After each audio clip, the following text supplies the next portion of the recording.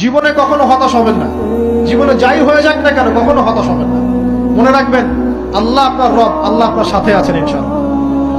এই সমাজ আপনাকে যেভাবে শেখায়, কিভাবে শেখায়, এই যে স্কুল, কলেজ, ইউনিভার্সিটি, চাকরি, বিয়ে, সন্তান প্রতিপালন, আর তারপর ইন্না লিল্লাহি ওয়া ইন্না ইলাইহি রাজিউন, এই তো শেখায় নাকি? সবসময় মনে রাখবেন যে আল্লাহ রাব্বুল আলামিনের পরিকল্পনাই আপনার উপরে সবচেয়ে বেশি অগ্রাধিকার যোগ্য, সমাজের পরিকল্পনা নয়। পরিবার আপনাকে চাপ দিচ্ছে, চাকরি পাস না, পড়াশোনা করিস না, হ্যাঁ পড়াশোনায় কেন তুই 80 নাম্বার পাইলি না, কেন চান্স পেলি না, কবে চাকরি পাবি, কবে আমাদেরকে দেখবি, খাওয়াবি, পড়াবি, এই যে চাপগুলো চারপাশ থেকে আসে কিনা, এতে করে অনেক যুবক দেখা যায় মাদকাসক্ত হয়, অনেকে দেখা যায় আত্মহত্যা করছে, ইদানিং করছে কিনা ভাই? এই শব্দটা থেকে আমি এই পয়েন্টটা আজকে লিখেছিলাম যে ভুলেও আল্লাহর প্রতি বিশ্বাস এবং তাওয়াক্কুল হারাবেন না।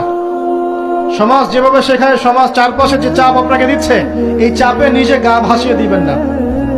আপনি আল্লাহর কাছে দোয়া করবেন, আল্লাহর কাছে পথ চেয়ে নিবেন এবং আল্লাহর প্রতি তাওয়াক্কুল ভরসা করবেন। কখনো আত্মহত্যার পথ বেছে নিবেন।